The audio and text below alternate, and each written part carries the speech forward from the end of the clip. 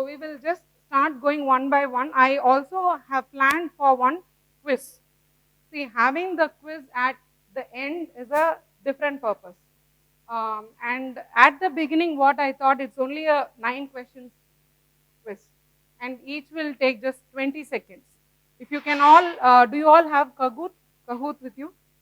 You can all log in. I can give you the code. Okay, you can take those questions. We can see I didn't try it out. We'll just try it out for a few minutes. If it works, we will just take that quiz to just know what is your state, and then we'll go further with the class sessions.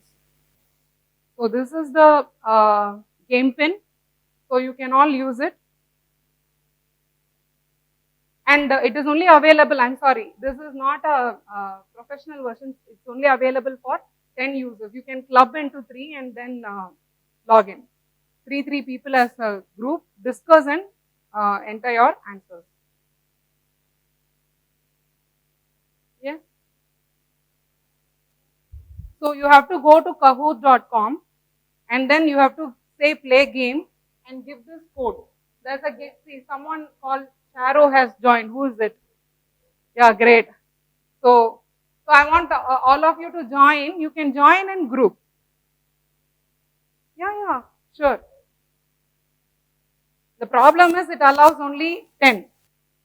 That is the limitation of that game.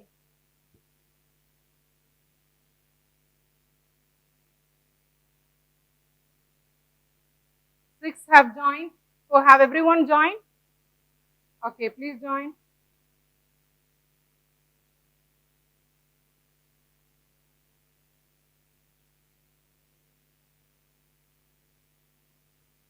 So we have 2 more space.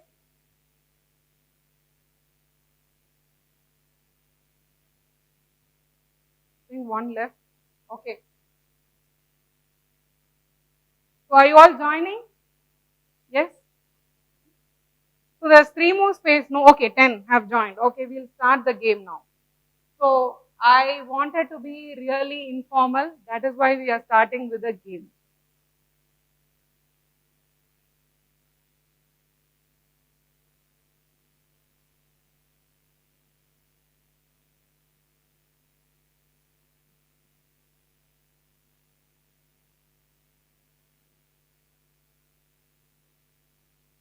What does privacy refer to in the digital era?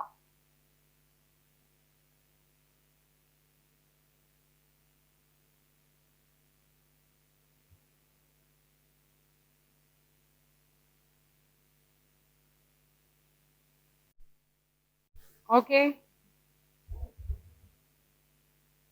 Time is not enough. No, I thought we won't be having enough time. So since it allows every question at a time, maybe what we will do, we will have the session for some time. In between, we will have this game and whatever is there, we will discuss that also. Okay. So the question was, what does privacy refer to in the digital era? And the right answer was why. That is the first answer, right? So many of you have gone to option C and D, leaving the first option. So the first option was the right to control personal information and its sharing.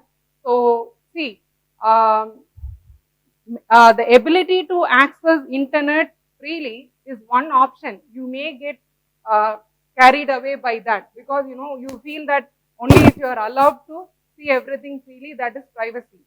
But the main point is the right to control the personal information and its sharing.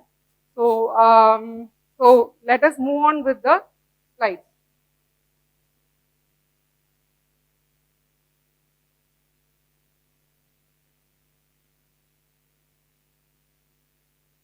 Okay.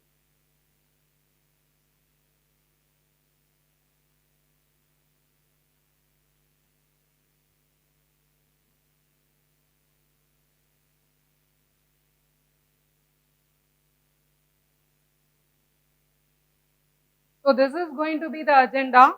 We are going to discuss about introduction to privacy. Then we are going to discuss the privacy breaches. What and all are the recent breach? like and what and all breach has been fined and how much fine the company has paid for it, and then implication, what will be the implication for the user, for the organization. Okay, privacy breach happens. So is there any big problem out of it? So we are going to see from the user what is the problem, from industry what is the problem. Then we are going to also see what are the major privacy laws and regulations, what are the privacy enhancing technologies that are being adapted in the industry as such. And then we will also have this quiz question and answer sessions, and if possible some activities we will have in the end. So this is going to be the agenda. So moving forward, so we just now saw that definition of privacy in the quiz. So we saw that it is the ability of an individual to determine for themselves when, how, and to what extent the personal information should be communicated to others. So do you all use social media? Yes. Yes. So in your relationship also you have friends, right? So do you share information with your friends? Yes. Common. So is that a privacy breach? No. So now your friend goes and says that information to someone else. So is that a privacy breach? Yes. So you sharing information to someone is not a privacy breach because that is sharing. That has to happen. So likewise, even to access some of the utilities in the internet, let it be a social media or let it be any application, let it be WhatsApp. I think you would have noticed, right, while installing any application, it will ask for a set of permissions. Have you noticed this? And only when you agree and share those permissions, you will be allowed to access that application. Okay? So you sharing your information to WhatsApp is not a privacy breach, but again, privacy WhatsApp going and sharing it to other third-party vendors like advertisement agencies or some profiling agency, that is a privacy breach.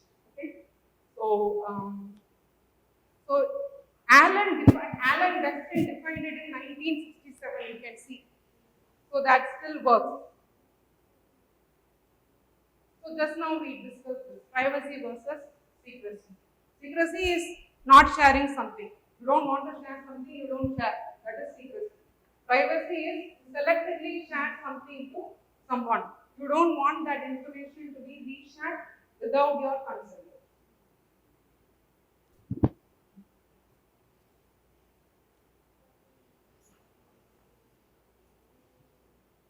So, so again, one more main problem is, so have you heard about this, uh, making inference out of your data? You share something, okay, this is actually happening. Okay, why do you think there are business out there to help you, to provide some service to you? No, that's not their motive. Their motive is plain, earning money out of you through all means. Okay. So I used to be in the other side of the coin always, and I used to just see what are the privacy breaches that are happening. Okay, as a user, what and all are the breaches that are happening. We did several small projects here, student projects, and every time we did some project, we always found that a number of information is collected without our knowledge. Okay, we don't consent for it at all. Without our consent, there are multiple libraries running in the background collecting our information which we are not aware at all. So this has been happening. From this side, I have been always wondering why there is no control happening, why no one is bothered about it. Then finally I got the answer, because they are interested only in business. To do business, your data is the fuel. With your data, they run the business. So what do they do with your data? Suppose you want to buy an apartment. Okay, you go select the website of that apartment. Just for name, I am just saying, I don't really need this.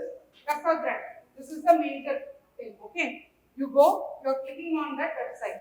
Suppose it is asking that please enter your email, mobile number, and then and also your name and other details. Okay.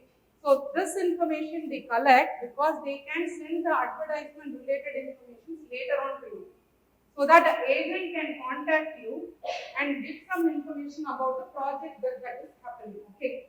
So to do this, do you think email and phone number both are required? Is this a violation or not? What is your view? Violation. Why violation? Great. So what is the minimum requirement there? Suppose I want to contact you, what is the minimum requirement? Phone number or just email ID. Any one information is enough. Why do they want to ask both name, email ID, phone number? So this is what they are asking from the front page. Okay. But from the back end, they also do fingerprinting. So once you access that website, your IP address, then based on, you would have heard about this fingerprinting, right? At the end, we will do activity with this. So you can just check your browser, whatever you are using, to see what kind of fingerprinting it is doing on you. So it will collect all those information to uniquely identify that you are that person when you visit for the next time, and to push some advertisements to you. Okay, the first time when you go in, it is collecting the information. It will just show up. Suppose it is getting a consent from you. Okay, there should be some legal basis for collecting your information. India, we have PDP, but it is still not into act. It is still pending from 2017. Hopefully, we will be getting it in another couple of months. But if you see here, it will be collecting the information. So first thing is it should be on some legal basis in UK GDPR. If you suppose you say that I agree, then it is based on consent. Suppose you become a customer and you sign an agreement, then it becomes a contract. Okay. So you sign up the contract only for that project, right? They should not promote you for a cosmetic application. They should not promote you for some other location in some other country. Suppose the company is having another location in Singapore. Now they are trying to send some information about Singapore location. Then that is a breach of privacy because they are trying to remarket. But they do it all the time, right? We in India, we get all kinds of marketing information, but we are never bothered about it. So have you felt this? Just even while talking, I have felt this. I would have spoken that I am interested to get a fridge. Many times I wonder if each and every audio transaction of mine is also being recorded. I really have this fear. And to give confidence to this fear, did you see this WhatsApp case? Did you all see? It was recording sound when people were sleeping. There was one Twitter tweet, okay. That person was using an Android phone. In that, WhatsApp activity was recorded during the night. It was tracking all the audio. What is the need? For what do you consent? You of course have to give consent to your audio, but when can it get that audio? Only by using the app, only when you are talking to a person, not when you are sleeping, right? You keep your phone in the bedroom. Just think it is recording your sound. Then where is the privacy? So it is already there in the Twitter. Evidence is there. They are saying they are analyzing. WhatsApp is saying the problem is with the Android phone and they will fix it. And the Android phone is not a cheap Android phone. It is Google's Android phone. Okay. So just think what is the state of privacy. So we are really in a pathetic state. That is what I have to say. Are you all worried? Happy? And one more thing, how many of you take food to the toilets while taking bath? Common thing, right? You listen to music, right? See, we do, even you have given consent for camera. Have you given? So are you so careful that only before the call you go switch on the camera? There is a provision. Is there a provision or not? So before the call, you can go to the setting, enable it. After the call, you can disable it. How many of us do this? Please raise your hands. So now we have an open case that voice is recorded. So the next case has to be like the video has to be recorded and it has to be put somewhere to show that something like that is happening. No, I just wanted you to know that all these things are happening. Yes, yes. Light will glow. We were talking about a case where there was audio recording happening when the people were sleeping, and it was noted by a tech guy. If it was a normal guy, he would have not noted that. Okay, it was noted by a tech guy, and he put that in the Twitter. So I even have that tweet. I think I have the link of it at the end of the session. I can show that tweet. So types of personal data. So what and all are the types of data? We need to know this because while going down the session, we will be discussing these terminologies. So in between the stories, as I said initially said, this is going to be an interactive session, very informal session. And in between we will have to discuss some technical jargon because they are also recording. So we will make it look like a technical session. Okay. So personally identifiable information, these are the information. So we will be using that, they'll be able to identify a person. So that is PII. Then what is quasi PII? Combination of some information can identify. So can a zip code identify any person? Is it possible? No. But zip code in combination with gender and few other information, if it is identifying someone, then you call it as a quasi identifier. So sensitive attributes, non-sensitive attributes. So this is again a very complex topic, but it looks very simple. So depending upon the domain, it will vary. You cannot just label something as sensitive and something as not sensitive. And depending upon the person also it will vary.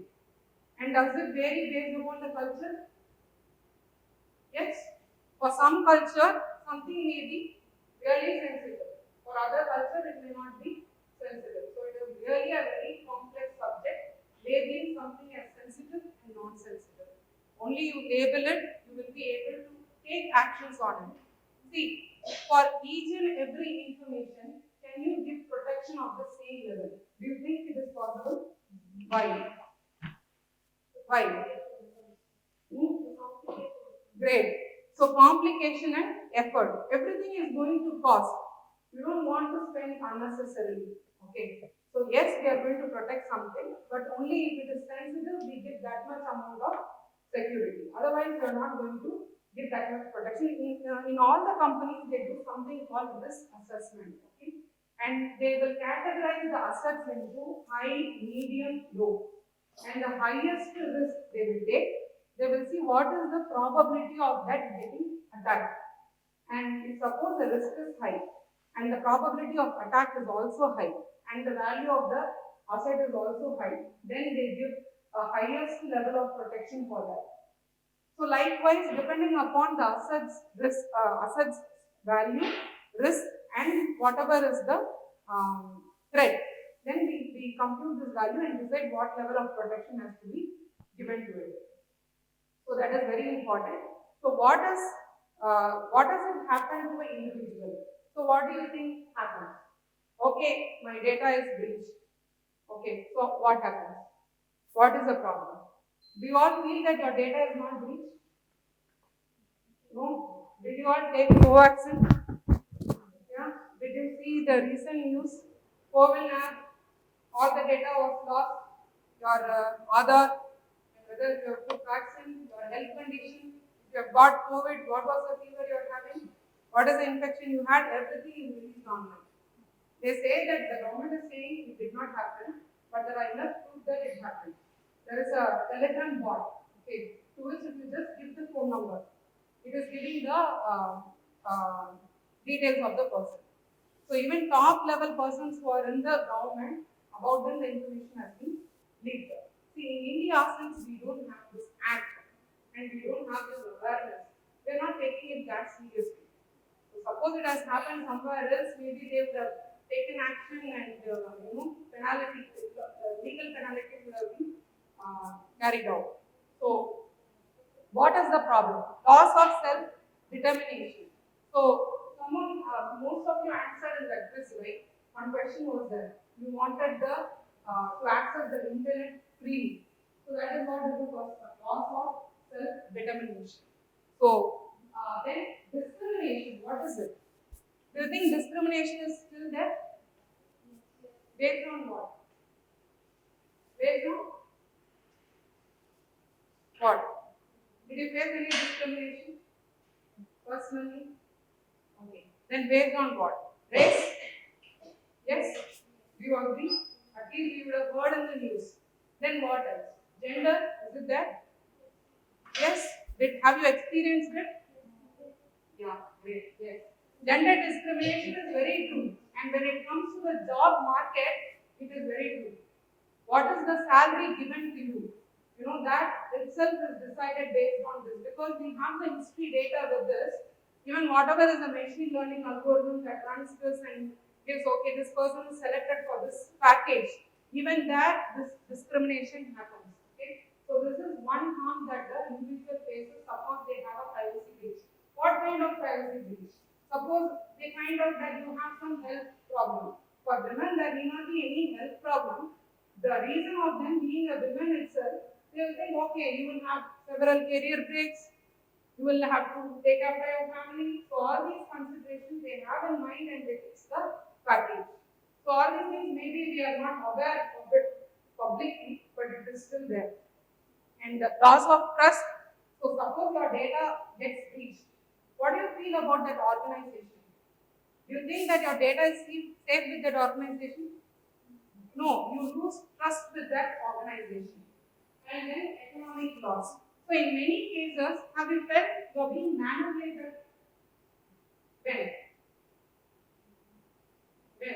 Give me an example. Huh?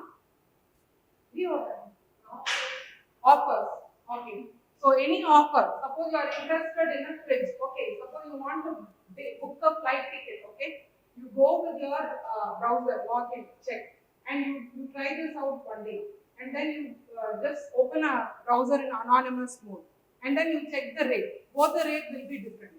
Sometimes it will be, many of the times it will go higher when you log in with your ID. When they know that you are interested to get their ticket, the price will go up, and sometimes it also goes down occasionally. Okay, so there is always a economic. Many times there is a economic loss related to it. So what does the company face? So this is from the user side. Then does the company not face anything? Suppose some XYZ company is there. Do they face any harm? So here if you see, yeah, legal harm they will face. What kind of legal harm? The company can be penalized for this particular act. They will have to pay. Okay, millions of dollars fine have to be paid by the company once it is proved that there is a breach that has happened. We'll come to like how the breach happened, what kind of breach can happen shortly. So, what is the ethical thing? This is the ethical responsibility of the company because the company collects your information. So, consequences: failure to implement sufficient measures can result in fines. So, this is what is related to the legal thing also, not just fine. In some cases, they will have something like they cannot take more information like that. Some legal actions also will happen. Okay, coming to the user and coming to the organization, let us discuss how the breach can happen. From the user perspective, how do you think the breach can happen? What are the avenues? You go to a site, you enter the information. So here, what kind of breach can happen? What do you check generally? Go to a website, what do you check? Security. How do you check? Go and check whether that log symbol is there, HTTPS is there. That is a basic level of security that should be there. Okay. So you are before that you have to at least check if it is HTTPS. So if it is HTTPS, what kind of protection is it giving you? Yes. If it is HTTPS, what kind of protection does it give? Encryption. Great. So encryption again from the top level we are seeing. Okay. So is it up to the level? We have to also go and check. Is it using TLS 1.2 and higher? So that also we will have to check. This is the minimum thing that we will check. Okay. So leave this. So adding a layer of VPN, will it give additional security or not? Yes. So what will happen when you add VPN? Your information will be tunneled. So the connection between you and that website will go inside a tunnel. So is it more secured in that case? So adding VPN will make you more secure.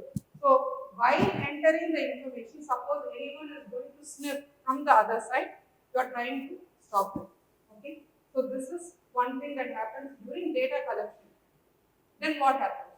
Say you are entering the data. What happens? To some XYZ website. What happens? So how much information is it collecting? Will you check that or simply you will enter it? The first case we were discussing, right? What was it? Collection limitation we were discussing. Suppose you want to give your information for an advertisement company.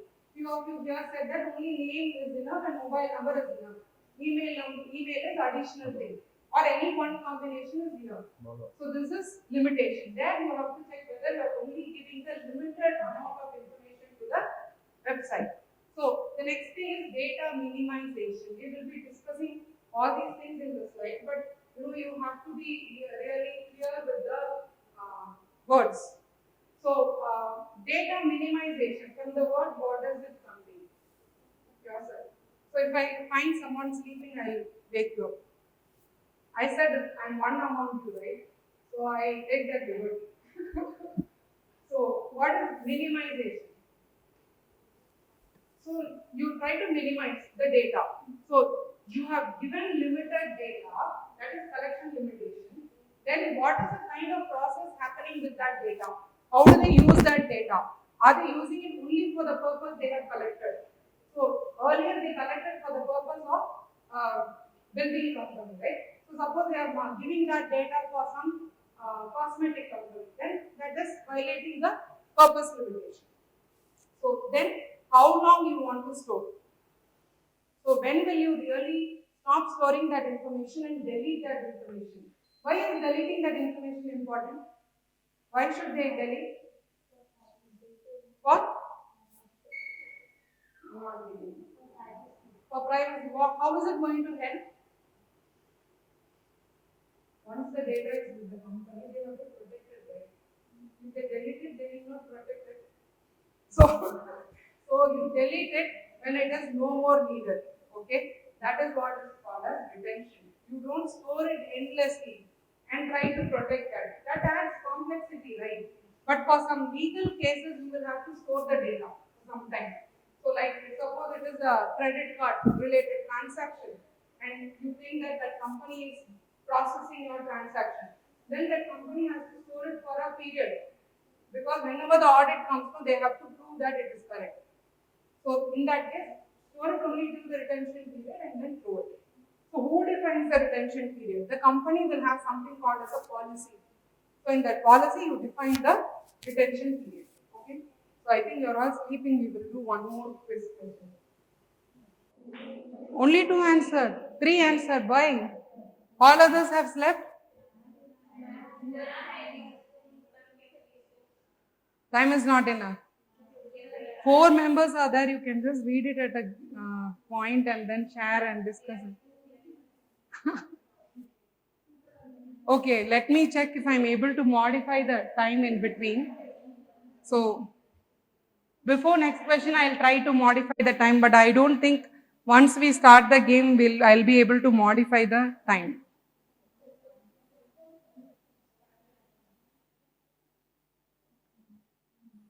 So, what is your background? I didn't ask about anything. I just jumped into the session.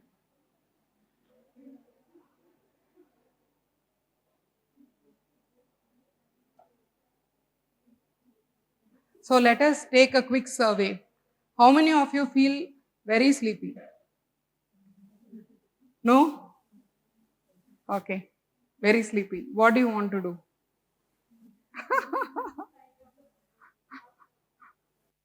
So I think SSN food is very nice, right? You all enjoyed the food. No? Okay. So what is this? Can you read it? Can you read it?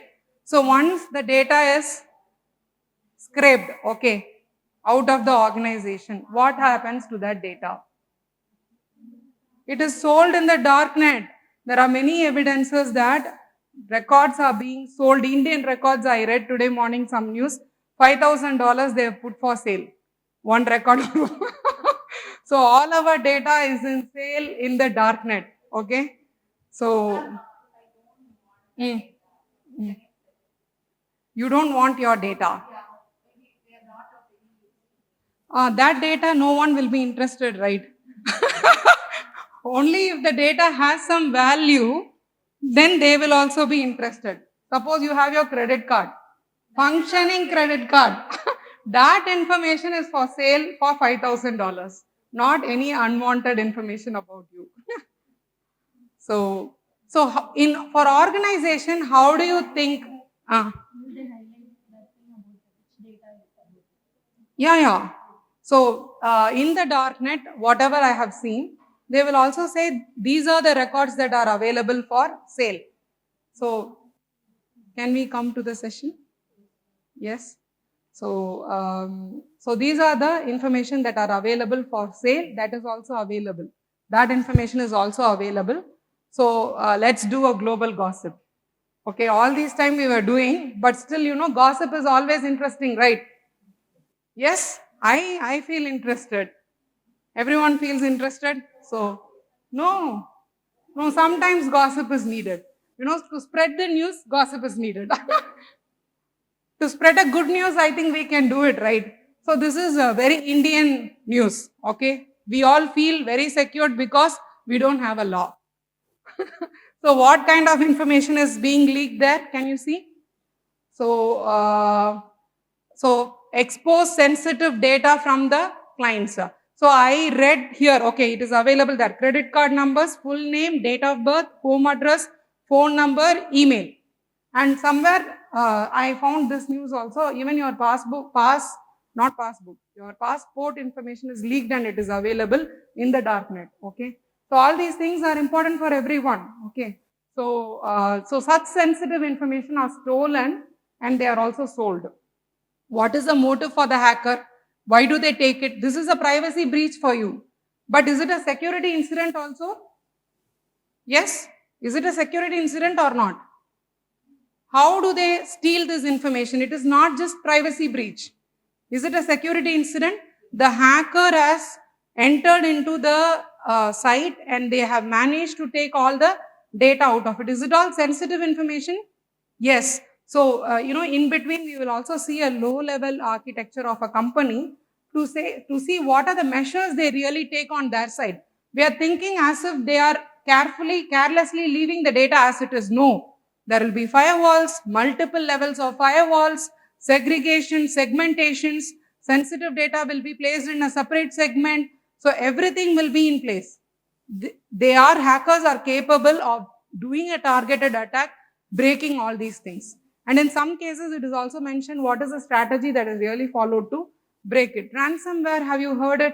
Suppose you don't have a patch, or suppose an employee by mistake clicks on a phishing link and then it opens up a malware that happens to be a ransomware.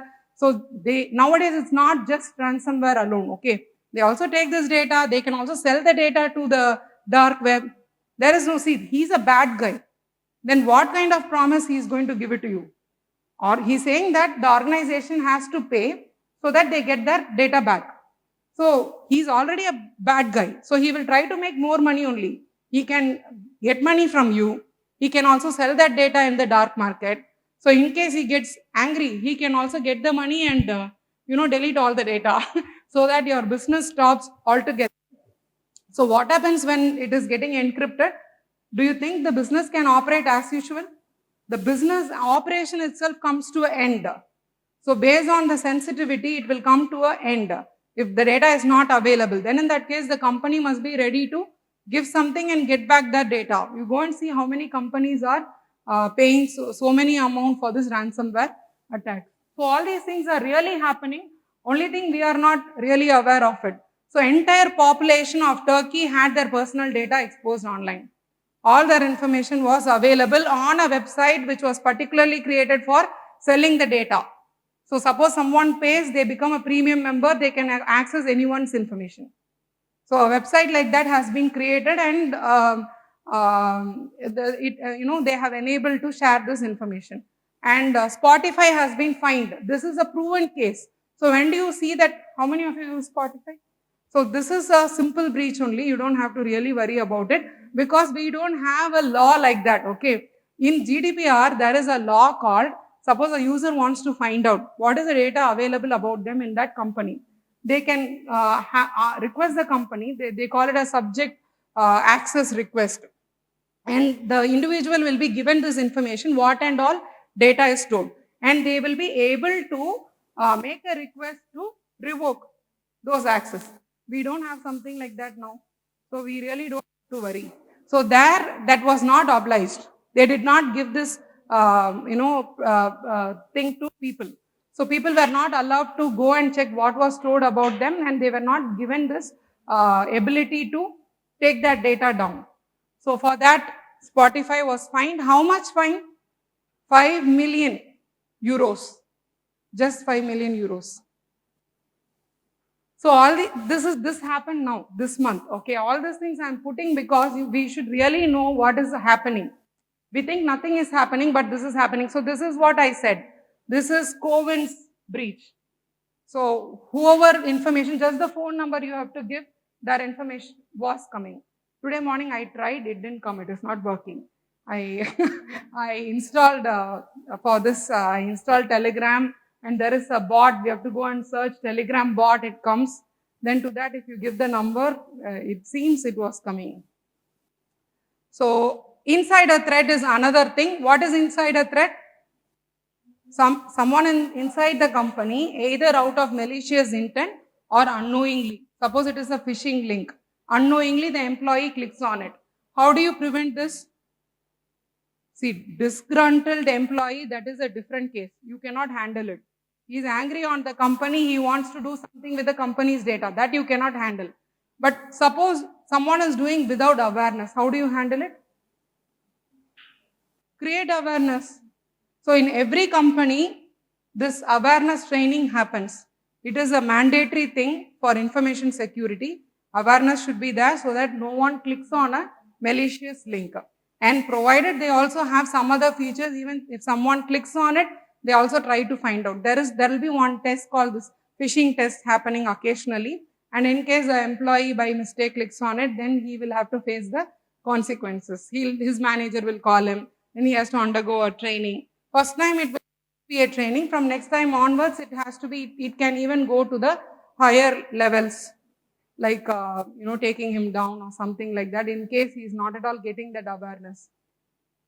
So these are the major fines, these are the major fines that are paid recently, okay. So Facebook, 5 billion, just 5 billion. And Equifax was one of the most interesting story I read, okay. So the breach happened in the month of May. They identified that breach, just make a guess, after how many days they would have identified? Wild guess. A breach happens. See, SOC monitoring, have you heard? In every company, they will have this monitoring. 24/7, it will be running. It will check and let the people know if something bad happens. So, despite of having all this, they are able to find out that something has been hacked after 2 months. Okay, after 2 months, the company has been hacked. So what happens when you find it out late? What is the problem? Anyhow, they have taken it. They'll be continuously taking out the information.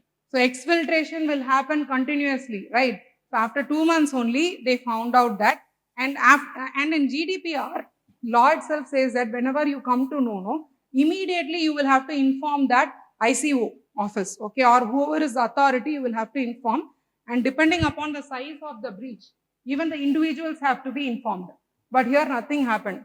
They kept silent, and after someone found out and made this public, the several claims were made on them, and they had to pay a very huge fine because of all these mistakes of not identifying it soon, and even after identifying, not making it public. So you cannot go silent after something happens. You have to make it public and inform the authorities. Suppose some credit card related fraud happens in say a payment gateway company, then in that case they have to go and inform RBI.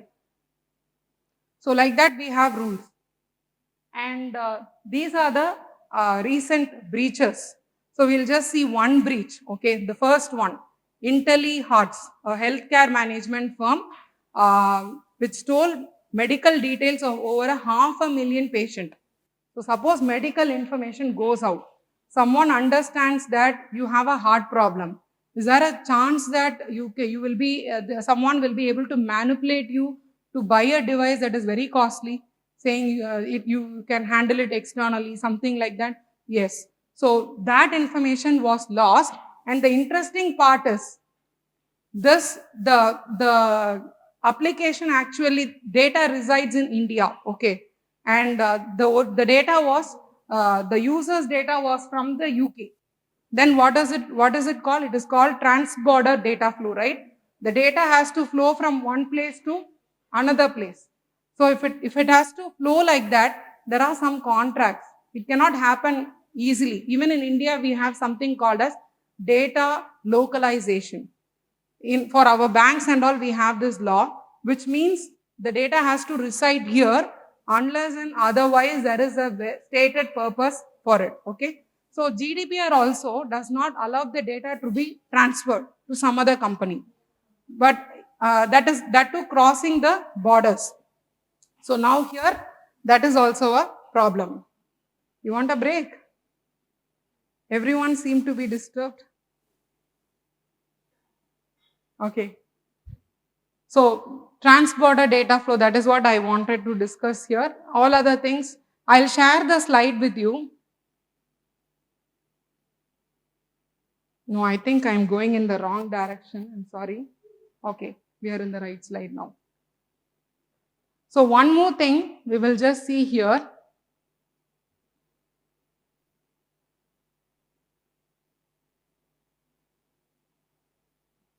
Okay. So information life cycle and privacy considerations. So what are the information life cycle, and in each life cycle, what is the privacy consideration we have to take? So what and all life cycle you can say for information? First of all, information has to be collected, then stored, then processed, then transmitted, shared with someone for some purpose. See, it's not that everything we will be doing it on our own, something we will have to outsource also. Then at last it will be deletion. So you have to decide till how long it has to be there, and after which you have to delete it. So in all the life cycle, the breach can happen. We have to be really careful about all the cases. So here in this slide, I think there is some gap. Okay.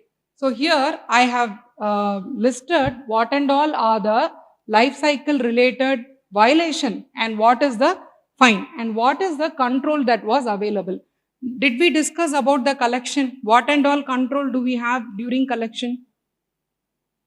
To avoid that privacy breach, what and all do we have? From user side, I said for the user can use a VPN. From organization side, notice, choice, consent. What is it? What is notice? Have you ever read a privacy notice? Okay, so seriously, you have read it? Okay. The one problem is it will be very textual. Okay, it will be boring, but it will have very sensitive information, like all your information will be collected, it will be stored, shared with third parties. So all the information they would have mentioned in the policies. I think there was even this AI product, the Google Lens that came. Okay, so not mentioning just Google, any company lens with the AI combination that comes in, how will it be able to see something? It should have that ability to record whatever is there around, right? Not just you. You are not just breaching your privacy. Also, the person who's sitting next to you. Okay. So without even them knowing that what happens with the surveillance cameras also, right? So surveillance cameras are meant to provide security, or is it a privacy breach? Both. So many times, even this dichotomy exists. So, it will protect as well as it will also damage. So we will have to really balance and find out which is needed and give them in a balanced way. So not always that giving security will make the privacy down, because we all saw now So suppose you don't want your internal servers to be hacked, then what has to be done? Protection has to be given to the server. What kind of protection we will discuss shortly. So now, so in collection, you have this option notice, choice, consent. So you should give the user a free choice. It is not that by default you click everything and say the user just goes and gives the okay. The user should be able to check what and all he wants, and then he should be able to freely give his consent. So that should be there. And use, during use, what and all problem will be there. So data minimization, can you see? We discussed how do we really use? Only use limited data that is really required for that purpose. So apart from that, what is access control? So will you give everyone the same privilege? Suppose there is a database administrator. There is a programmer. Will programmer be given access to the production environment? Access should not be given. Programmer should have access only to the testing mode. Okay. So DBA will have access to the database. So it's not that anyone can walk in and do the query. So you will have different levels of people inside the organization itself. So we will have to provide access control based on the roles. So this has to be very stringent. And the next thing will be, okay, that's all. So access control, what is audit trail? Complying with the regulation, see regulation is any regulation, let it be GDPR or let it be PCI DSS, let it be anything. So it will just give out a detailed step of how to protect something, okay. So if it is PCI DSS, then it will say how the credit card information has to be safeguarded. Only if you get that certificate, you can run the business. It is mandatory. So without making it mandatory, you cannot enforce it on people. If it is a choice, do you think anyone will follow that? Mandatory itself, you saw ICICI's record was breached. So if you make it as a choice, it is not going to happen at all. So so that is what is complying with regulation. Audit trail. What is audit trail? So keeping logs, great. So whenever something happens, whatever happens, you log everything, okay? And that log has to be audited. Why? Who accessed what? That log has to be available and it has to be audited. Just give me a minute time.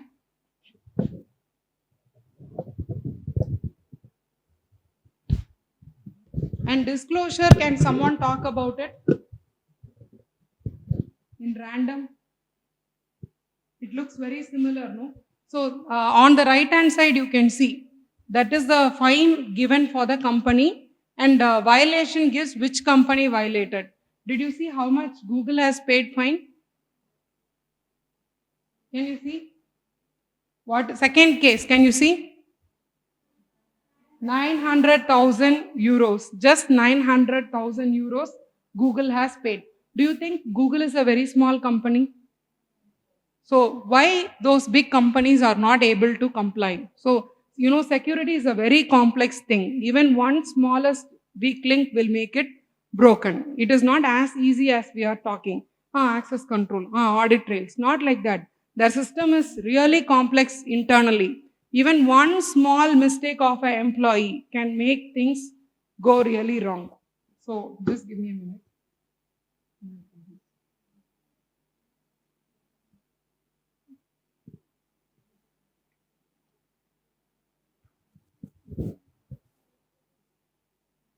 So what is disclosure? Coming to disclosure. It looks very similar, right, to the previous thing. So what is disclosure? So sharing it with someone, revealing. So when and all disclosure can happen. Suppose the company itself has a third party library that is involved. Did you all know something about this log4j vulnerability? What is it? It's a supply chain attack. Log4j has this vulnerability. It is something openly available. So suppose you are able to, some vulnerability is injected there. Whoever is using that client base will also get that vulnerability. So this was a very big thing that was recently happening. So, so in that case also it is a disclosure. So whenever you have a third party, you trust that that third party is reliable.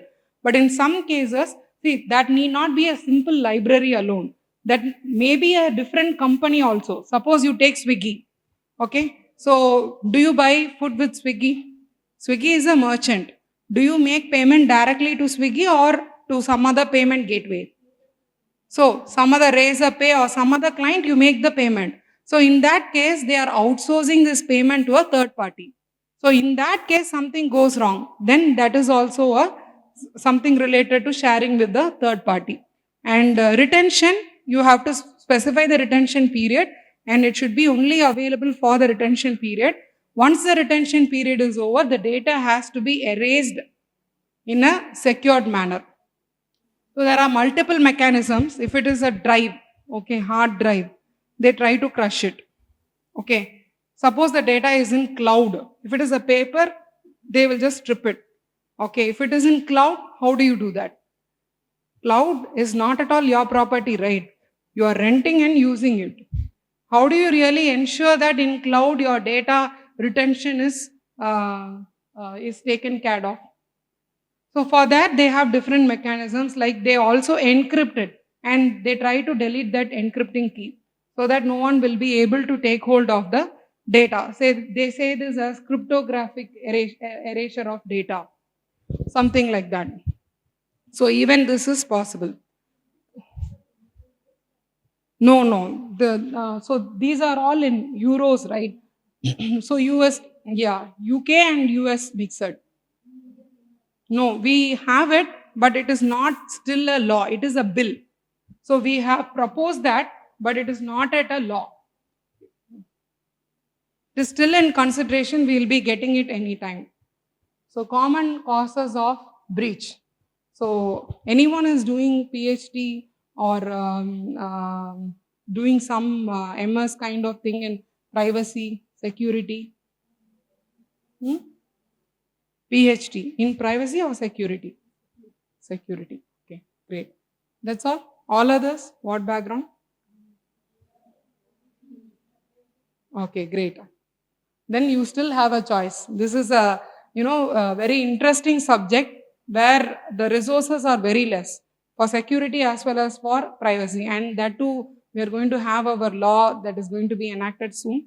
So this will have a huge opening. Maybe this is one area that you will have to really look into.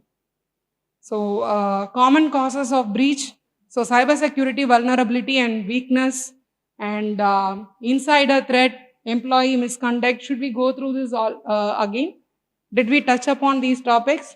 Then third party breach and supply chain vulnerability. Just now we discussed about the Log4 vulnerability and social engineering and phishing attack. And then malware and ransomware. So ransomware can be like it may be due to a not updated patch. Many reasons are there. It might be a link that is by mistake clicked by a user. So it is injected by multiple means. It is not just through one mean. But there are tools. The problem is many tools don't come for free. Okay. You will have to additionally pay for it. There is one tool even called Sentinel-1. I think this offers this 1 hour of backup. So whenever something happens, it also does this alert and it also restores the data within 1 hour, whatever is there. All the endpoints should have Sentinel-1. Then in that case, to some extent, ransomware can be protected. So what is the best solution? If you have a backup, do you think ransomware can be fully solved? Why? Why? Maybe your business will be running. Okay. Maybe your business will be running. But whatever the data that you have is now in the hands of the hacker. So that is a data breach, right? So that with that data, they can do whatever they want. So even with backup, it is not going to work.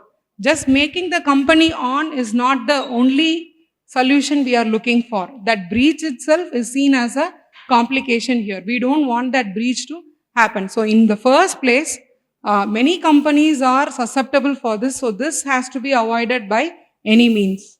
And then physical security breaches.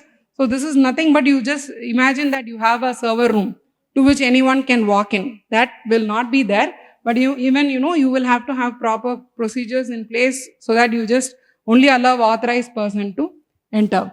And lack of employee training and awareness. These are the causes of breach from the company's side, from the organization side. From the user side, as I said, during the collection, we will have to be careful, and then we will have to be careful about clicking on the links. And what else? And use multi-factor authentication wherever possible. And one possible avenue is your browser. So ensure that your browser does not collect more information about you, like your IP address or whatever it is. It doesn't make much fingerprinting, your cookies information that it is storing, Canva and super cookies it is going to store. So all these things we will have to identify, and then we also have this something, some plugins for bringing down the advertisements. Like you want to protect yourself from advertisement thing, then you have ad blocker. Maybe we can install that. So all those things can be done from the user perspective. So I think because of me talking too much, you are all feeling bored. So we will start from here, we will start the discussion also. So what do you think is insecure application development? Cloud, great. So in cloud, what can happen? It can violate our privacy as well as security. Great. So in cloud, she says that we are storing the data which can violate our security and privacy. So now we are moving to all these REST-based APIs. No. Do you all agree with it? Do we go with one monolithic computing, or we go for web services, something like this? Suppose you have a RESTful API. Many APIs are there, and it is all going to trigger something and call from cloud. So in that case, how do you recognize that this API is actually connecting with the actual application that you want to connect? So all these things, like every single thing has to be taken into account. So API keys should be there. So you have to connect with your application. Ensure that the request comes only from the authorized application. So that and all, they will have certificates installed, so that the request comes, they will be able to analyze whether it is the authorized application that is calling or triggering the APIs. So like that, in application development itself, there are multiple avenues. Like how does this application make a call to the database? Is it secured? So like this, every means of the application development we will have to take into account. Then inadequate data disposal practices, just now we discussed. This is about the retention period.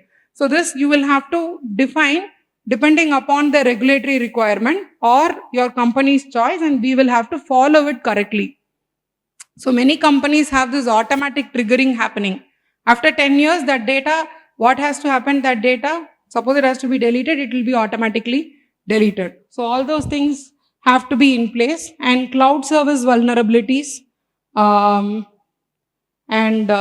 cloud, cloud again, there are many types of cloud. Okay. So if suppose it is they are just giving infrastructure as a service, then instead of having your local data center, you are just having a cloud-based data center. Nothing else is different. Firewall is your headache. Okay. And whatever goes beyond is your headache. Usually it will be like this. Whenever a request comes in, there will be an internet-facing server which will receive the request, and it will pass on the request to the respective servers. Suppose it is a email server. The request will be passed on to the email server. I said the data will be segregated based on sensitivity, right? Suppose you store credit card information. Then credit card information will have to be in a different segment, and the request has to go from this internet-facing server to that particular email server. And in between, there should be a firewall. So this firewall, what it will do is, before the sensitive information is passed on, it will check from which particular IP the request is coming. So only if it comes from the internal server, it has to allow. So no request has to come from any anonymous IPs. So that should not be allowed. Likewise, the outbound traffic. Can it be to any anonymous thing? Suppose the request is for Swiggy. Okay. From Swiggy, she said it is Razorpay. So the Razorpay has to get the request. The external facing server has to get the request only from Swiggy. And the internal IP again only from the external facing IP. That request only will be accepted here. And once the application server request handles the request, it will do the processing and pass it on to the DB server. Got it? So in between everything, checks will be done so that only legitimate request will be allowed to the deep down service. So the security will have to be built in layers. You have read about this theoretically, right? This onion thing. So it has to be in layers. And the next thing is data interception and eavesdropping. And so this you have, if, in case you have inbuilt encryption, I think that should be able to solve it. Data access control, what is it? We discussed, right? So every request has to be only for legitimate users, and that has to be decided based on the business case. Only if the business case needs it, you allow the access. And data breaches in third-party system. Suppose you have incorporated some third-party system inside, then you also share with them, then you also ensure that the third party has enough security in place, because you are not breaching anything, but you sharing it with some third party should not breach the user's privacy. So that also has to be ensured. And advanced persistent threats are threats that are very targeting. It is designed in such a way that you cannot skip it. So all these things are the common causes of breach for organization. See, it is not simple as we discuss. It is really complex. So every single thing has to be done, not leaving even one. So these are the key privacy regulations. GDPR we have already discussed, and this CCPA is California's Consumer Privacy Act. And you can see here for US alone, domain-based acts are available again. So if it is healthcare, they have HIPAA. If it is for children protection, they have something called COPPA, COPPA. Okay. So like that, they have several things. Even based on the region, they have local laws. So for Singapore, it is PDPA. For Australia, it is Australian Privacy Act. And for Brazilian, it is LGPD, Brazilian law regulating personal data processing. And the last one is the bill, Indian bill, Privacy Personal Data Protection Bill. So just give me a minute. Okay. So discussing about all these things, do you now have a glimpse of what is privacy? What are the different attacks that are happening? I think you must be having this clarity. And what are the legislation? From user side, what is the weakness? And from organization side, what and all are the causes? How the breach can happen? And how do we prevent it from user as well as the organization side? All these things we have discussed. Now we will discuss about the privacy enhancing technologies and approaches.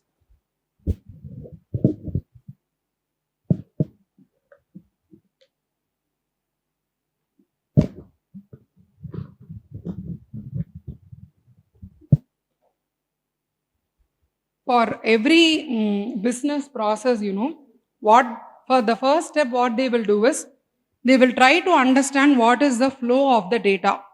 For that, there is something called data flow diagram. So in that, nothing, for every business process, how the data is collected, how it is processed, from there where it goes.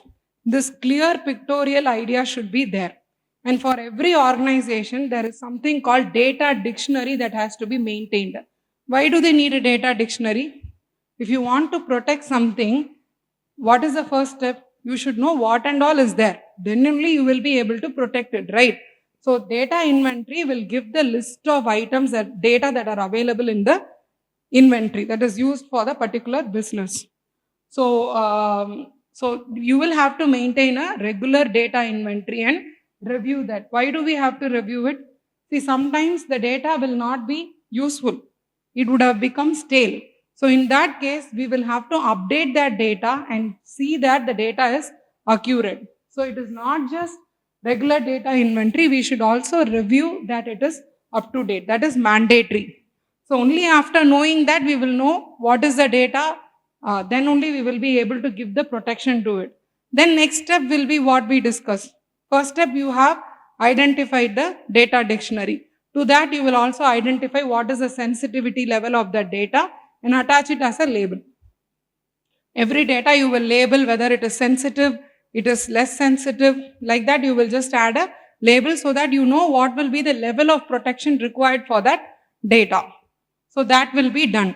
Then purpose specification. What is the purpose for which the data will be used? Only for that purpose it should be used. See, the organization also will not have one just business. It will have multiple business. Suppose the data is there. Can it use the data for all the business then? No, right. Only for the purpose it was collected, it could be used. That was the purpose limitation. So for that case, you will also mention what is the purpose for which the data was collected. Then you will have anonymization and pseudo-anonymization. See, pseudo-anonymization is adding a alter name for the sensitive information. Suppose you have your data record, okay. In that you feel your name is the only identifiable information. You want to remove your name. And then what do? You just give some other name for it. And I hope you will all be doing it with sites like social sites. What and all do you use? Instagram. So suppose you want to fake your friend. Then in that case, you change the profile, create some other name, and then just play around with that. So that is pseudo-anonymization. And anonymization, you have multiple methods where you remove the identifiable information somehow, and they will not be able to pinpoint one person and say that this person has done that act. So why do they require all these things? The data is there. Why do you need the data? The data will be used for some purpose, right? Utility will be there, right? So you don't want to lose the utility. You want to have the utility out of the data, but still you want the person to be anonymous. Then in that case, we go for anonymization and pseudo-anonymization and all. But there are multiple tools available for de-anonymization. Whatever level you go, they can reverse and the people will be able to re-identify. That problem is also there. So privacy design by design is you include privacy factor initially. It is not that you build the entire software and try to plug in privacy into it. So I have seen this happening in many companies, that too Indian-based companies. So you have everything functionally well, okay, but you don't have privacy at all in that. Then you try to plug in privacy somewhere and try to make it compliant. So that should not be the case. From the initial design, requirement collection phase, privacy should be there.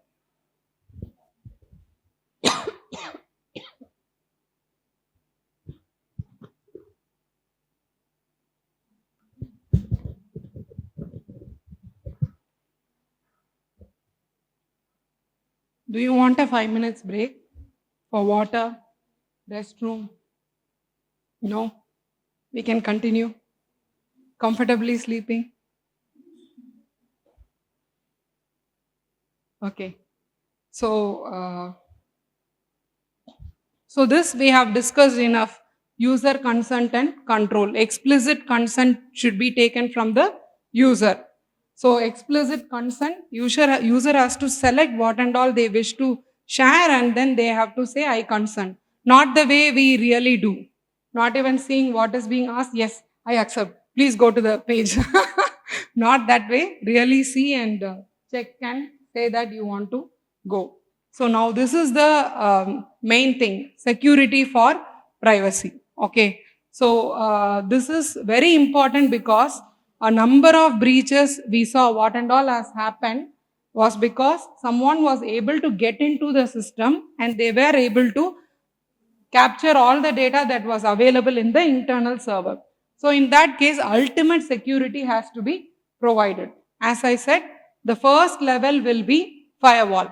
Whatever traffic enters inside the system has to pass through the firewall, and the firewall has to filter and only send the legitimate traffic into the system. So this is the first thing. And firewall should be placed in two places minimum. Okay. First is, once some traffic enters into the organization, it has to pass the firewall and enter.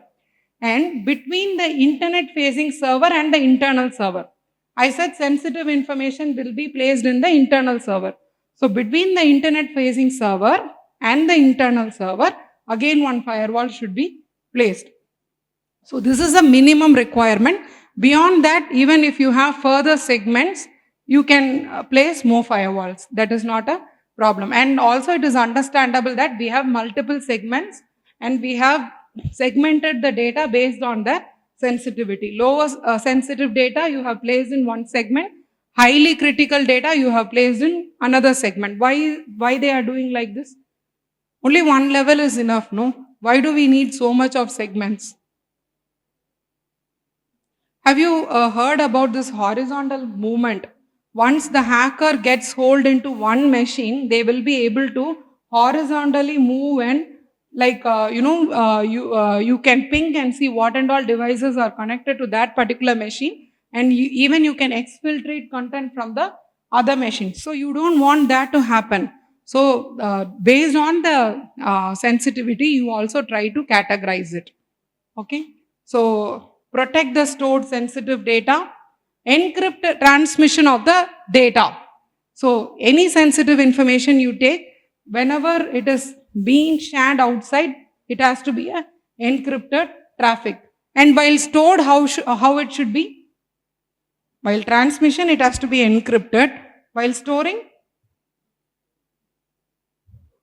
then also sensitive data has to be encrypted. So all the sensitive information, whether it is transmitted or stored, it has to be encrypted. And why is this thing required? Use and regularly update the antivirus software. So what do they really do? Suppose there is a server, okay, which is a database server. So what will happen if there is no antivirus in that? Is it okay? No protection. If suppose you have a log server, without antivirus, can it be? No. So any server, you should have antivirus in place. Simply having antivirus, is it enough? What and all is a mandatory? Antivirus should be update. Okay, then you will also have to run the scan and check whether there is any vulnerability there or any malicious thing that is running. So that we will have to check. So that is also required. And the last point here in this page is maintain secure systems and application. How do we do this? Secure, yeah, great. Regular checks of what? Secure systems and applications. What does it mean? How do you ensure secure systems? By patching. Okay. Suppose you have a machine, you will check whether it is patched. How do you ensure that the machine is really secure? You do the patching, then you also check whether, have you heard about this activity? Vulnerability assessment, penetration testing. So you also do a vulnerability assessment and say whether the machine is really not vulnerable. In case it is vulnerable, then what you have to do? In VA activity, you have identified that some patch is missing. Then what you have to do? If a patch is missing, we will have to test that patch and then apply that patch. See, every single patch need not be applied. Okay, suppose it is not required for you. Then in that case, you have to test, decide whether it is required, and then we will have to install it. This is only for the machine. So like this, you will also do a vulnerability scan for your application. VA vulnerability scan, and PT is for you do a penetration testing. What it is? You do a white hat hacking and say that these are the vulnerabilities available in your application and try to sort out all the problems. And you also have something called SAST tools to check what is the security status of your application. Security testing can also be done in that. So we will do VAPT for application, VAPT for network, And we will also do a security assessment for the application and ensure that the application as well as the system is safe. So all these things are done. Then, okay. So restrict the access to business need to know case. So if only there is a business need to know, you allow access to that particular machine. So the access given to a DBA is not same as a programmer. That is what we discussed. And assign unique ID to each person. Why is this required? Someone said, right, in auditing, we will be auditing the logs. So in log, what will be there? Who did what? With that, what we will check? Suppose someone has done some activity, are they accountable for that activity or not? So that has to be checked. So if it is not there, anyone can come and modify something. So that has to be checked. Restrict physical access to sensitive data. Yes, what does it mean? Any sensitive area is there? Not a person can simply walk in. They will have to be, it has to be restricted.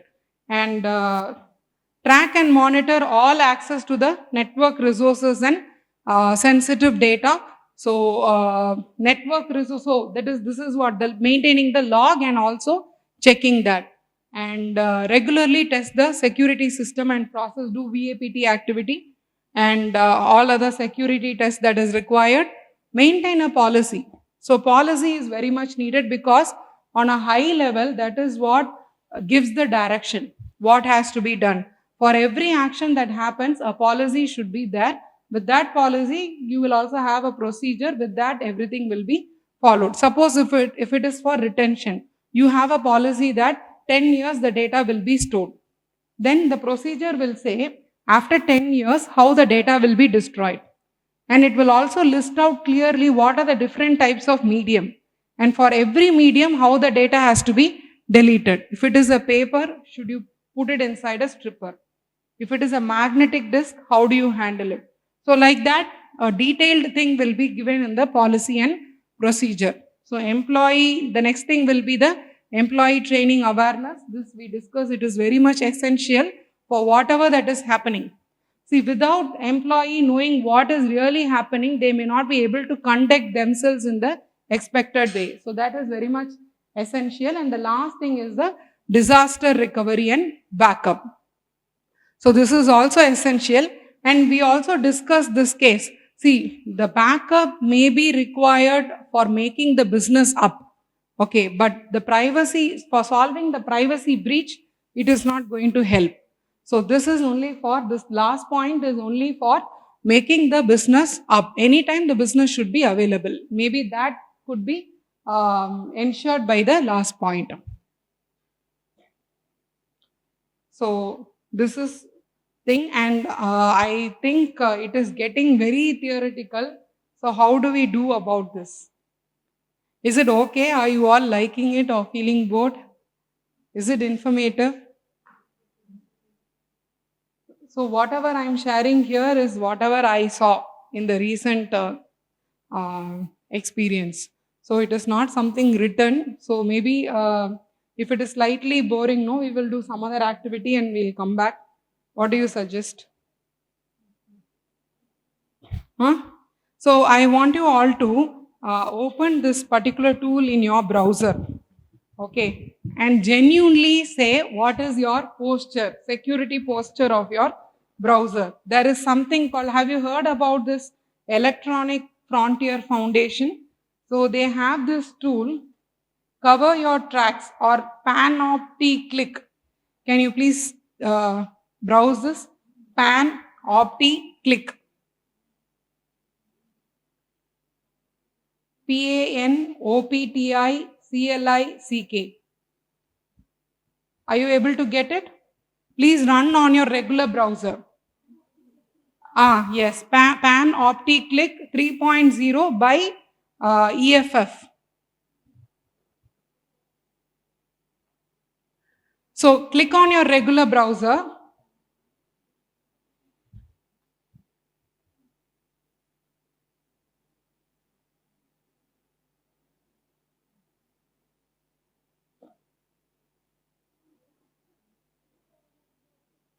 So cover your tracks. There is something like this, no link.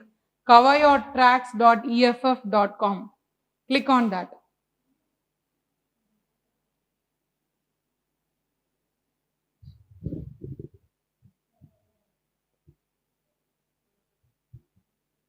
So trust your browser. Please click on that.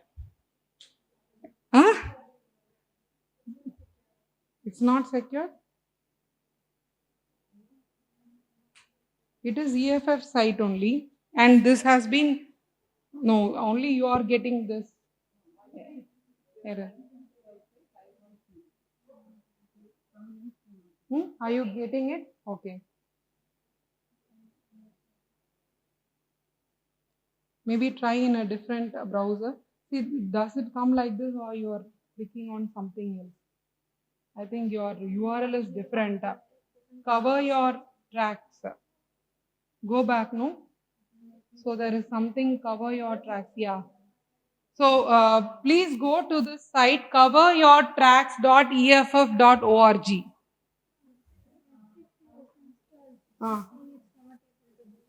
Okay, then check it with some other browser.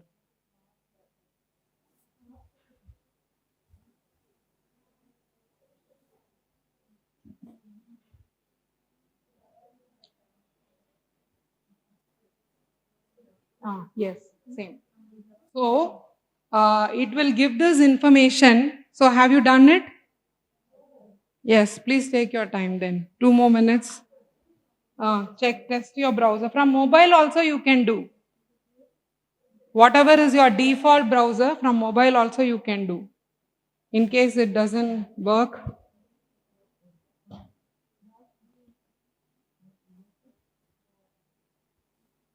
Yes? Okay. So what and all are you able to see? Okay, some protection. So blocking, tracking ads. So in case you have not used any tool or you have not blocked, then it will say whether you are insecure or you have, or is there any mechanism available. So you, yes. So your browser has a nearly unique fingerprint. So don't be tensed looking at this, because a recent survey has given that, see, we might be thinking, okay, I'm using Google Chrome, I am using YouTube plugin, so what? Many others also will be using the same thing. So we may not have a unique fingerprint. That is what is our idea, right? But the level of fingerprinting is like, what is the like size of the device, what is the make of the device, what is the OS you're using, and like what is the font you're using. So based on many other sensitive information, very sensitive information, this fingerprinting is done, and you will be like, it is shown that 300 among 300 thousands, only one unique fingerprint will be there, which means no, unique fingerprints are there, only one will clash. So you may think that it might clash and we may not make a unique fingerprint, but for most of us it would have come as unique fingerprint, because so much precise information is being collected about us. So we should be aware of it. And see, this is browser specific. Suppose I'm using Safari, we have to go browse ad blockers for Safari. We have to go browse how we have to restrict only required cookies for Safari. And there is also something called as trackers. So how to disable it and have it in the proper thing. See, all this fingerprinting, it is not necessary that it has to be used in a bad sense. Actually, it also has a good front to it, like identifying you and providing whatever, based on your preference, whatever service you are needing that, providing that to you. So that is a good front of it. But unfortunately, it is being used for all types of tracking. So to ensure that we are safe, it is always, safe to go and disable whatever is not required. So it is very much browser specific. So now you know what is your status. Is Canvas enabled? Is cookies enabled? So knowing that, what we can do is we can go disable whatever is unnecessary and just enable what is where required. so that we are safe. Partial protection, some are blocked, but some are enabled. So based on the browser, we'll be able to go select the particular requirements and make it safe. So maybe what I can do is I can share the link where what and all could be like blocked list of items, so that you can make use of it and block them. So that activity you can do, and you can again test and check what is the status after that. So next is anonymization and pseudo-anonymization. So pseudo-anonymization I have already discussed, right? So we just assign a different name. We do a lookup and then we get the personal data. This is nothing but stripping the actual name and adding a alias name for it. And anonymization, if you see, there are different anonymizations. I will go very quickly into it because it is really theoretical. So something called k-anonymity is there. So you make a user indistinguishable among k users. Suppose it is 3 anonymity. Then one user will be at minimum mapped with 3 users. So that is the idea behind k-anonymity. So here, this is the original database. So if you see here, they wanted to make it anonymous. So 3 anonymous, can you see? By generalizing the zip code and age, they are able to group them into a list of three users. In every bucket, there are 3 users. So you want to identify a person, the person has to be mapped with 3 other users. Directly, you cannot point and say that this person has did something. So all these things they will do only to statistically infer some information and make decisions about. Okay, it is not for one particular user. Statistically, what does that convey? To make that decision, they use this k-anonymity. But anyhow, I told you there are multiple de-anonymization tools available to make out who is the original user.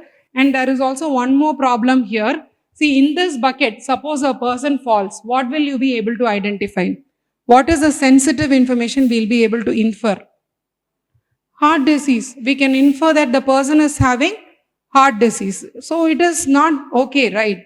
So this is the problem with this k-anonymity. Suppose semantically it is going to convey something, then that particular information will be leaked about the user. So you don't want that to happen. So there is a variation. Can you see here? So this variation is called T-closeness and this is called L-diversity. So in L-diversity, this table, you can see, table 4.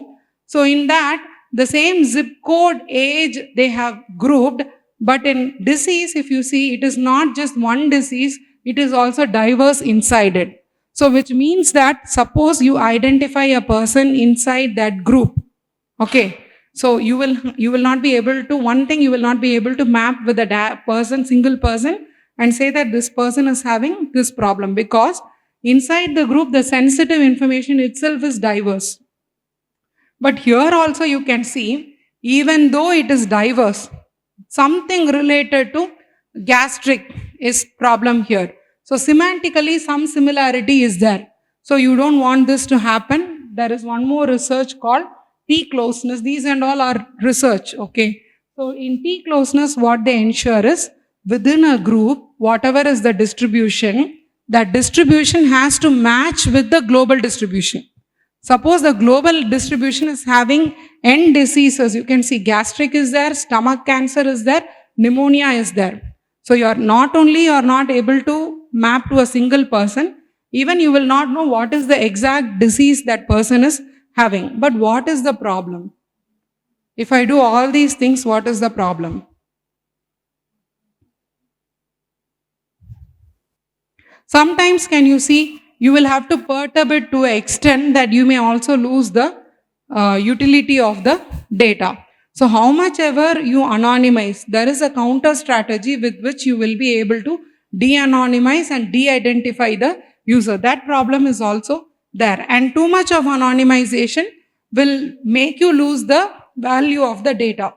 So that problem is there. So to avoid that only, there is something called differential privacy, which came into picture. Okay. In differential privacy, what they did was, to every data. So again, this is to infer some information about a group and not to associate each individual and find out something about the individual. So what is the basic guarantee this differential privacy gives is, suppose I make some observation about the group, okay, it will not reveal any information about a single user. Whether they participate or they don't participate in that study will not make any difference, which means they will not face any privacy breach. So based on this idea only, the differential privacy was developed. So here what they do is, they try to add some noise to the data. So this noise and utility, nowhere we will be able to make a direct decision, but here you will be able to make a mathematical calculation of how much noise you want, how much utility you want. You know that when you increase the noise, what will happen to utility? Suppose my age is suppose my age is 42 and I add a noise of 5. Okay, so slightly I am perturbing it. Suppose I add the noise of 50. Is it not too much of perturbation? So what will it reveal? No information I'll be getting out of it, right? So the same thing will happen here also. So you will be able to make a balance between what is the noise you want to have and what is the utility you want to get out of it. So that can be mathematically designed using this differential privacy. So, so this is one work we did. So in that, this is the sample database. It was just like a small work, prototype work in which we tried to add the noise to the system. So this is the original data before perturbation. So you can see 0.1 is the noise factor we are trying to add. Suppose the epsilon is 0.1.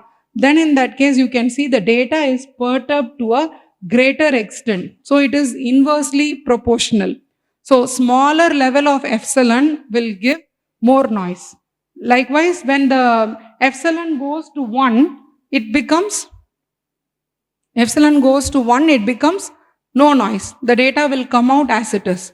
So depending upon what is the utility that is needed by the user, in case you are able to decide the perturbation level, okay, you will be able to add that much noise to the system. This is what the mentality behind this design. Suppose you are traveling by Uber, okay, you want to perturb your location. If you give the exact location, what is the utility you are getting? Cab will come to your place. Suppose the perturbation is some 100 meters, then you have to walk a little bit. You got it, right? So perturbation is whatever is the utility you need. Based on that, you also add some noise to it. Got it? Suppose you don't want to reveal anything. You want to add 500 meters and walk some more. That also could be done. But we all want it in the house front.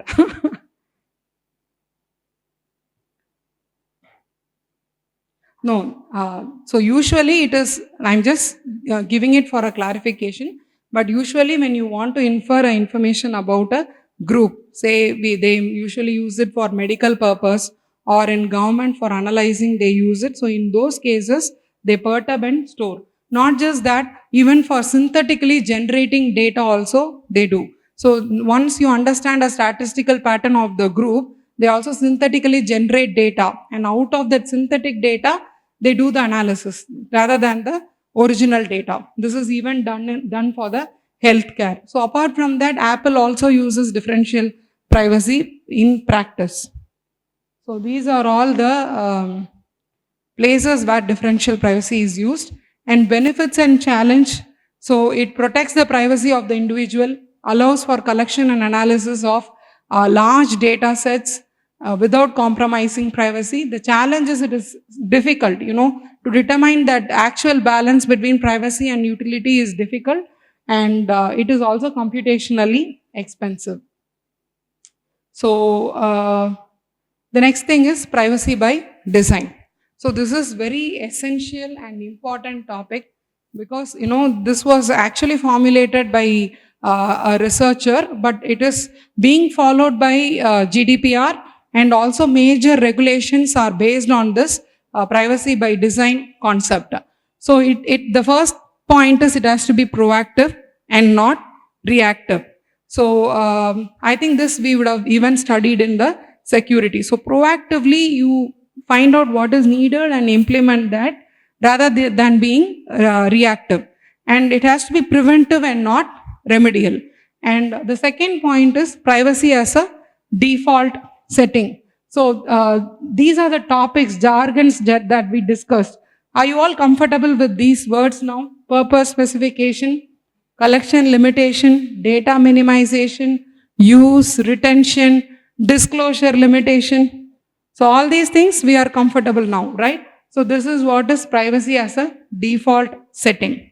So by default, you should have all these things. So privacy should be embedded into design. So right from the requirement collection, privacy should be included. And there is something called threat modeling. You have read that, right?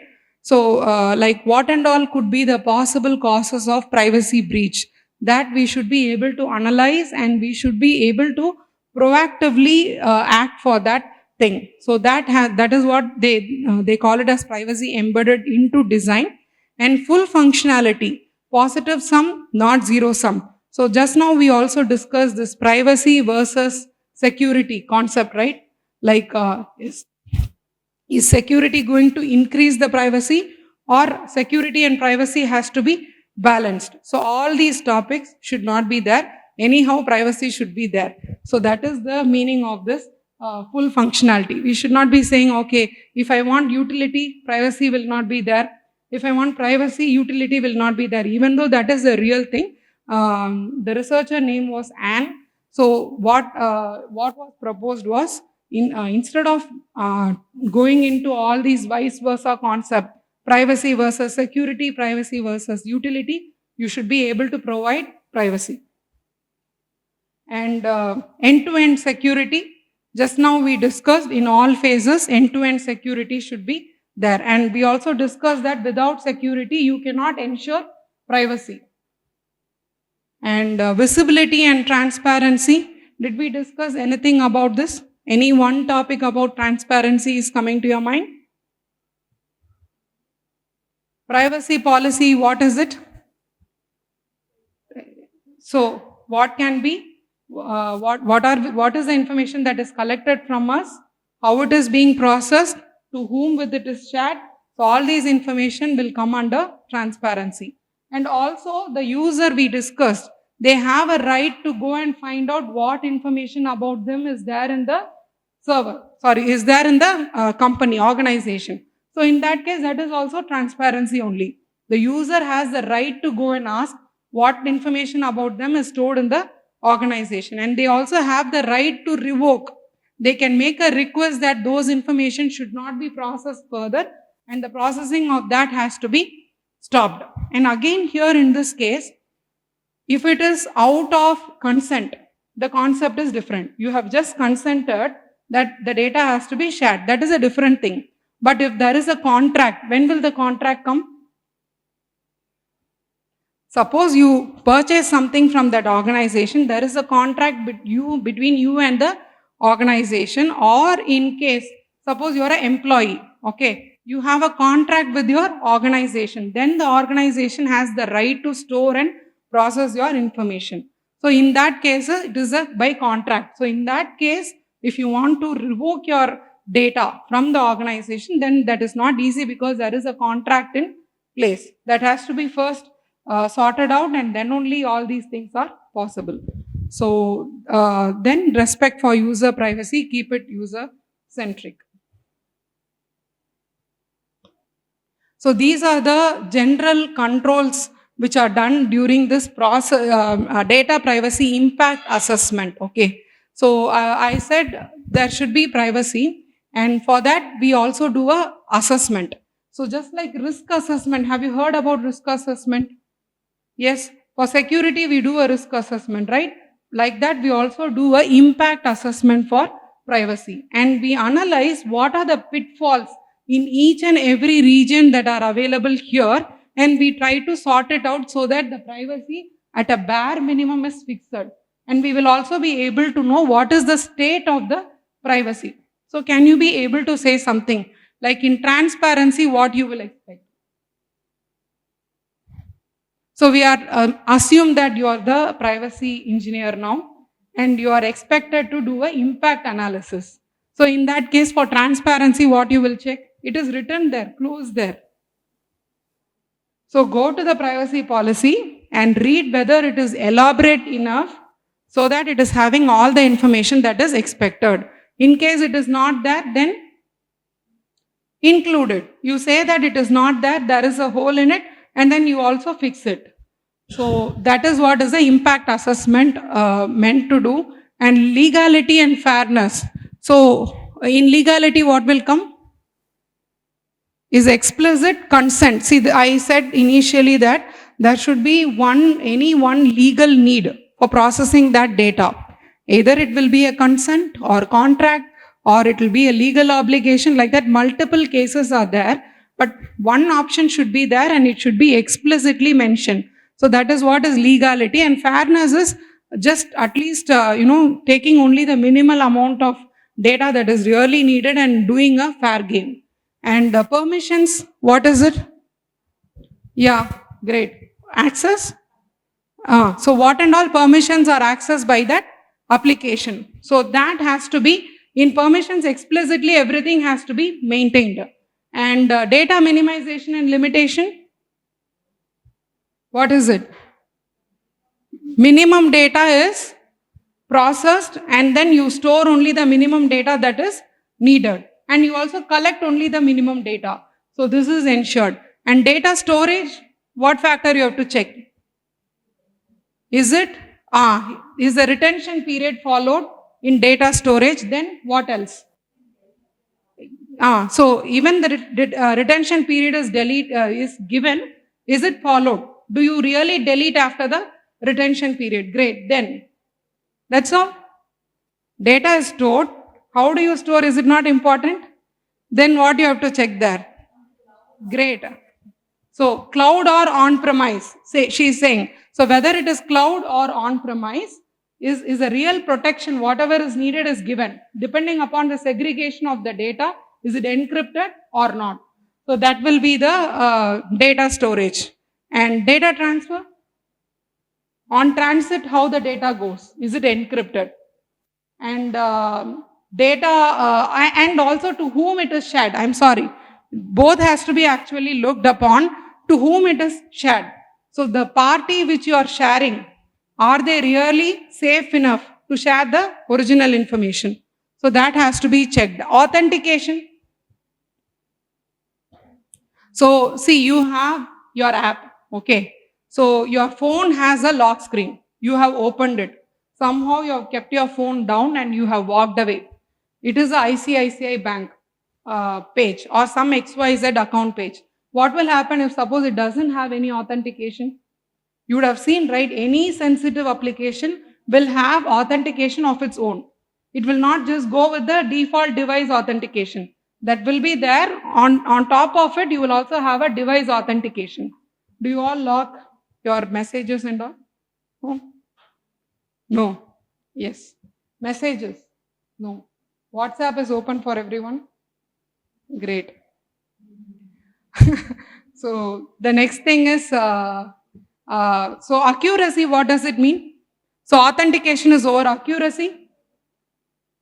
So the data will become stale. So the user has to be allowed to check if the data is up to date, otherwise the data has to be updated. So that will be checked in the accuracy. Security for privacy, long story which we discussed, right from firewall to the log analysis.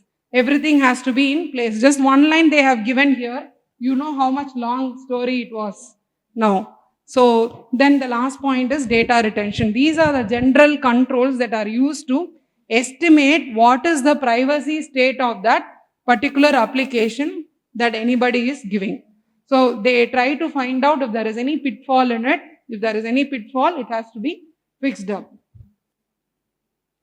So user-centric tips. Okay, one good news, we are in the last slide. Be happy. So user-centric tips use strong and unique passwords, common thing only, and enable two-factor authentication. Then be cautious with sharing personal information anywhere. So this is a common thing now. We go to the public and share all the personal information. So mindful sharing is very much required. Regularly update your software. Let it be your operating system, or let it be any XYZ application you are using. Ensure that it is updated. And secure your Wi-Fi network. You know that there is option called you can prevent this broadcasting. So that you will have to disable so that other persons are not able to get into your Wi-Fi. And be cautious of the phishing attempts. Ensure that you are not clicking on the links which are malicious. And review the app permissions before installing the app. Encrypt your data in case it is sensitive. There are many openly available tools that you can use instead of just storing as it is. If you feel it is sensitive, you can encrypt and store. And if possible, make use of a virtual private network, which will help you to browse things or do activities online with some privacy. And regularly back up your data, read privacy policies from now on, and educate yourself about privacy best practices. So I hope the session would have been informative. So is there any questions? The next slide is a thank you slide. I think you are all happy now.